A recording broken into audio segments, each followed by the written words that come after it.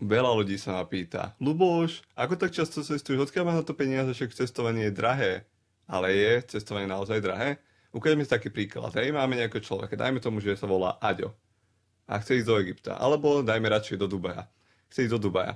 Takže najväčšia položka je vždy letenka a ubytovanie. Takže dáme letenka, výzer za 150 eur. V pohode to vieme nájsť. Alebo na druhej strane mám Emirates za 600 eur. Do toho dáme ubytovanie, dajme tomu ideme na 5 nocí, takže dajme tomu nájdeme nejaké ubytovanie, čo je za 200 eur na osobu, hej? Alebo na druhej strane máme ubytovanie, ktoré je na 1000 eur na osobu na tých 5 nocí, keďže je to nejaký 5 hotel. Vždy sa tam dá nájsť nejaký kompromis. Alebo môžeme to vlastnejších destinácií. Všetko záleží teda od peňaženky a od toho, čo očakávame od tej dovolenky.